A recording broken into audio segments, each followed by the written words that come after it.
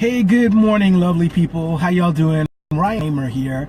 I wanted to say thanks again for taking the time to watch this video. Hope you guys are having a great day, and happy Valentine's Day to all you people out there. Those of you that are in relationships, those of you that are not in relationships. And this particular video today is for those of you that are single. Sometimes I hear some of you guys say that, hey, you know what, I'm single, so I don't watch a lot of your videos. And no, Lystra, it's not just about you. It's also about a lot of my other friends who are not in relationships and are either happy they're not in a relationship, thankful they got out of their last relationship, are single and hating it, are single and loving it, or they are just nice. They are just fine with their current situation. Today, it can be a little depressing because, you know, you see everybody running out with the flowers and the chocolates and the candy and all that stuff. And, you know, you might feel like, well, hey, nobody's doing for me. And a couple of things I want you to ask yourself. How happy are you really being single? If you're happy being single, then that's fine. Treat yourself. Do something for yourself. Pamper yourself. You're not expecting it from anyone. That's great. However, if you aren't happy with a meaningful relationship, but the problem is they take the ball and they wind up and they release and let that ball go down the lane, and what happens? It hits the pins, and a couple of pins are standing up, and they get a spare. They don't get that strike that they want. And they're so upset. They're so frustrated that they didn't get a strike, that there could be a couple of pins standing up, and they're not satisfied with that. So they start again. And they go to another lane and grab another ball and do the same thing over and over again. And in relationships, when you're looking for a 10 and you have a 7, you can work your way to a 10. When you have a 6, might need a little bit more work, but you can still get up to a 10. If you have a 5 or below, I completely understand you wanting to go to a different lane. But sometimes you keep trying for that strike, and you keep messing up potentially meaningful relationships with others because of the fact that you're looking for perfection.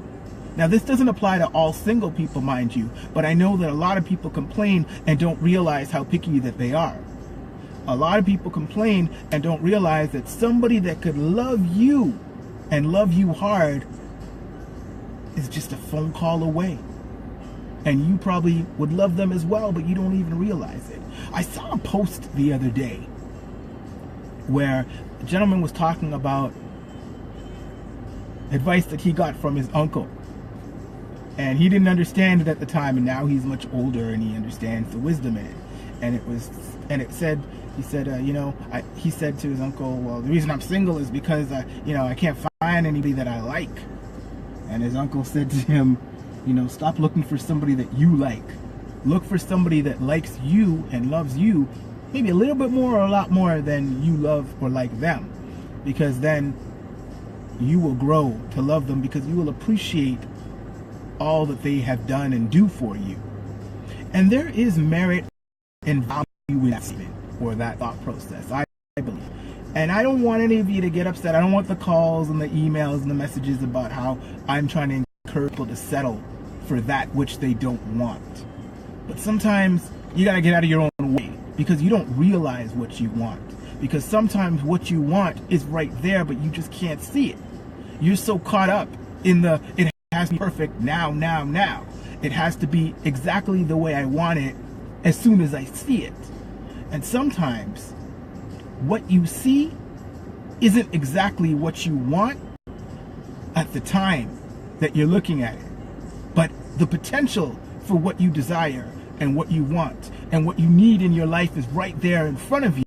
But you just got to get out of your own way and stop looking at things through rose-colored glasses or through misguided glasses. You understand? Because you might be thinking, well, hey, no, that person isn't as tall as I like.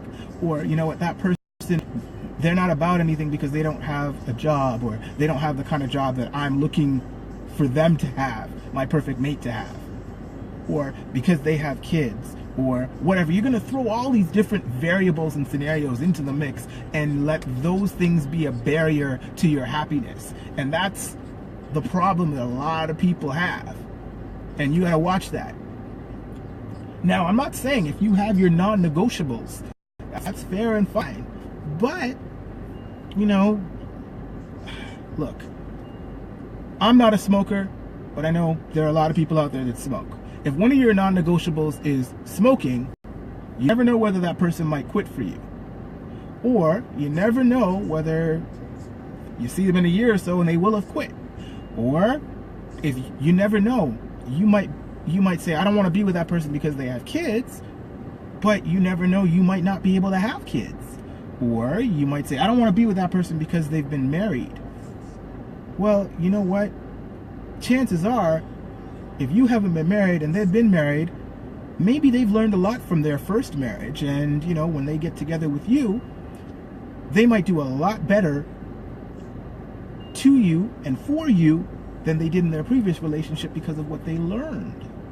You know, sometimes we always keep looking at situations and thinking that, oh, a person has baggage or a person has this, what have you. And I talk a lot about how people bring forward stuff from previous relationships, and it's not always negative stuff that they bring forward. Sometimes they bring forward the lessons that they've learned in their previous relationships, which help you solidify and strengthen your own relationship with that person. Also, sometimes, as I keep saying, you got to get out of your own way. You know, you kind of have to be open-minded to otherwise closed-minded views. And single people, sometimes we're on a certain plane, or there's a superiority complex whereby, you know, nobody is good enough for you. You know, you have that father where nobody's good enough for his baby girl, nobody's good enough for his daughter, or mothers where they're like nobody's good enough for their son. And single people, some single people, not all, some single people have that mentality whereby no one is good enough to get through the hallway to their heart. And if you have that sort of no one is good enough mentality, then absolutely no one will be good enough to get close enough to you. And when you do that, you have your heart wrapped around so tight that you miss the world. You miss every opportunity that passes you by. You shut the door in every potential suitor's face. And, you know, man, if you've been hurt before, it's not within your best interest to go out and hurting other people to even the score. It's not within your best interest to continue to engage in meaningless relationships because you're afraid you won't find anything meaningful. So that's definitely something to keep in mind. And, you know, women, they begin to love with their ears. You see, it's what they hear and what they feel. Men, it's what they see. And then everything else comes after. But I hope you guys found some value in some of the things that I brought up today. And don't just look at your ball going down the lane and hope for a strike, because chances are not everybody knows how to bowl. And, you know, you leave a couple of pins up, it's not such a bad thing. You have to work on cultivating your technique to get that strike. And in life, with relationships, it's not perfect from jump. It's not perfect from when you walk out the door. When you meet somebody, they don't put all their perfections out on the table. They do, but, you know, it's not all perfect, right? They've got a past, or they have feelings inside, and they've got stuff that they got to deal with, stuff from the basement. And just like you have your own issues, right? So keep that in mind, y'all. Thanks again for taking the time to watch. I'm probably going to do another video for the people in relationships and the married and all that stuff. But if you found some value from this, please feel free to take the time to like my page, like this video, and share this video with your friends and whomever else you think would enjoy it as much as he did. Thanks for taking the time to watch. My name is Ryan Hamer, and I'm wishing you a wonderful day.